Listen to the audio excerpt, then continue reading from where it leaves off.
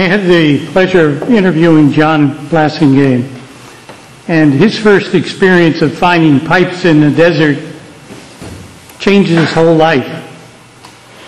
Could each of you just give me a brief summary, possibly, of what was the turning point that now dedicates your life to dowsing?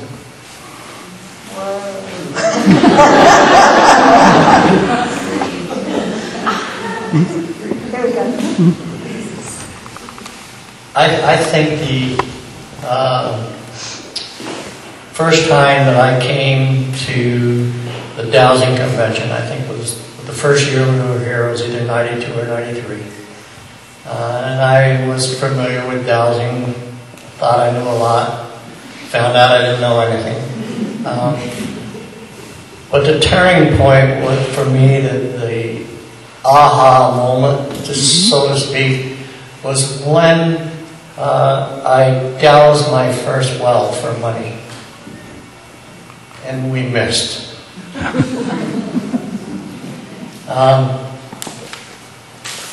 That gave me an incentive to be more careful, to be more aware of what I was doing, and to work harder for those people that I was trying to help.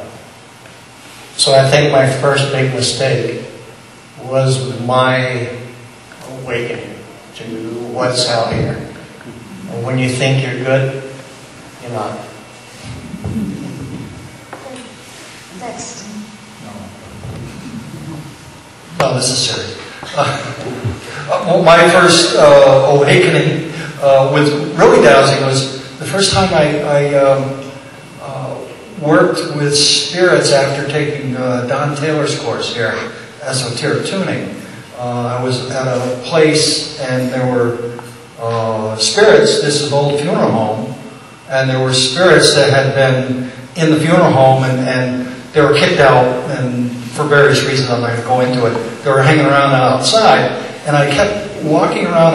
We're dousing water in this thing, and I kept walking around, and I run into this thing with my hand. I'm a deviceless dowser, so I run my, do left hand, and I keep running into this. I don't know what it is. And this person who was in our dowsing group said, "Well, this is you're putting your hands right through a spirit." And at that point, I said, "Holy mackerel! This stuff really does work." Because here's a spirit, he can see it, and I trust him that he can see it, and I'm getting a physical reaction with my hands. Wow, I can really trust this stuff. And probably that was at a point where I started saying, wow, this is good stuff. And every day I get confirmation.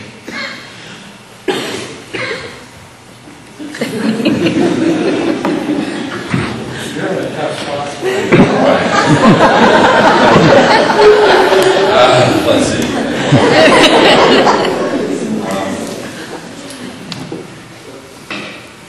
When I was a kid, and I used to run with a wild bunch, not too wild, but we used to have this thing I used to call it magic touch, don't fail me now. Now, I think that was a way of me doing intuitive work, and I really was just a kid and didn't know, but all I knew is I was just getting out of there in the nick of time. In many different applications. So I knew there was something about this, and then when I found dowsing, it was like you knew the difference between when something came to you, I was able to verify it instantly with a tool and know, is this the path to go? Is this right? Or is this just something that I fabricated? So once I was able to figure this out, it's a lot easier to focus my thoughts and to distinguish with the thoughts I should have and all the garbage that just kind of comes out of these monkey thoughts or monkey brain. So I know it's been great for me. Thank you. I think my aha experience came a little before dowsing when it was like a light bulb went on and I felt like, oh my gosh, I am one spirit, I am one with all there is. And it was absolutely overwhelming experience. It just humbled me, and I cried, and I thought, oh my gosh, we're all one.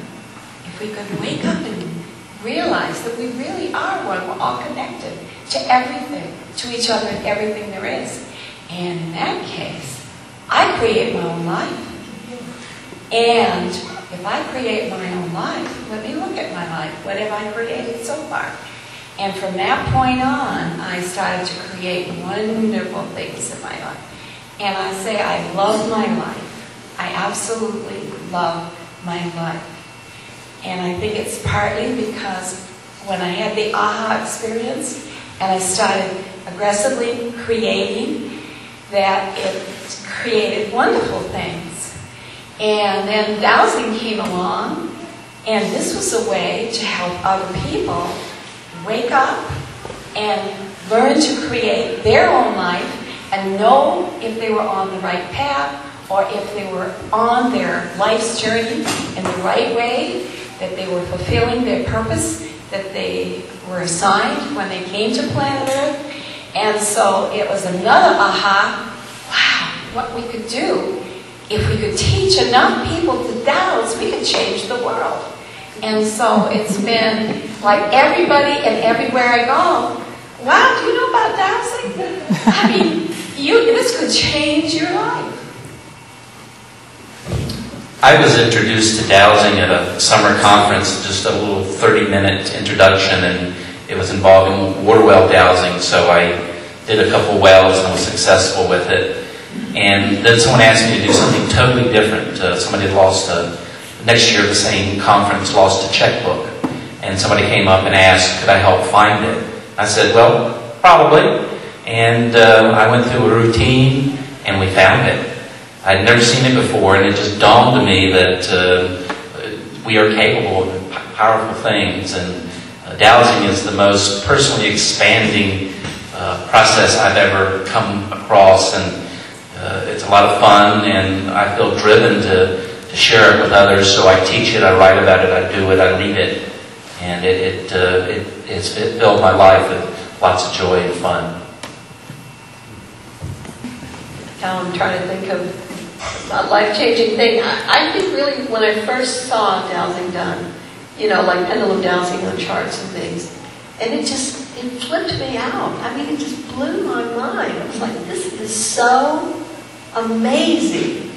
And then all the possibilities of how this could be used and how people could be empowered with it. And, when I converted to my first phase, and I've done a lot of clearing work with different things, and I would douse that there's interference, and I can clear it, and it would be done, and people go, oh, wow, I feel so much better. Or, I mean, it continues, just like kinesiology, it just continues to dazzle and amaze me every single day. And I'm talking 30 years plus. I just love it. I just think it's the most exciting stuff. I think it's the most empowering. I personally think it is one of the most important and single most valuable skills that you can learn in your entire life. This gives you back your authority, it gives you back your life, it gives you back control and empowerment in your circumstances. It can save your life, that of your entire community. This time spent learning this and doing this is just priceless.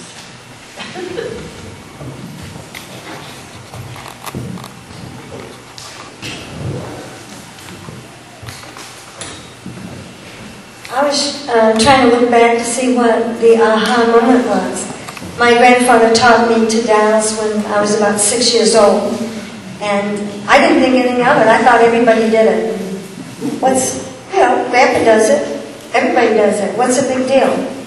Well, later when I was teaching art in Boston, and I made a proposal to put flags on the Boston Common, which would indicate where all the water veins were underneath the Boston Common. And I started to walk around with a dowsing rod, and nothing happened. And I thought, I've lost it. I've lived in the city too long. I don't know what I'm doing. And I came back up here. I found out about the American Society of Dowsers, which I didn't know existed. And I came to the school. And I realized I had been just walking around with a stick. And I hadn't asked it for anything. And of course it didn't give me an answer. Right? So then I realized all you have to do is ask. And you're given. Ask and you shall receive. So I started asking, and I started using artwork and dowsing as a team. And I would always place my sculptures on the energetics that would support it. And I got the most amazing responses after that for my artwork. It wasn't my artwork, it was the earth energies they were excited about. But I knew the secret. And dowsing just became then something that you do automatically all the time, just checking things out. And you cannot be a slave if you're a dowser.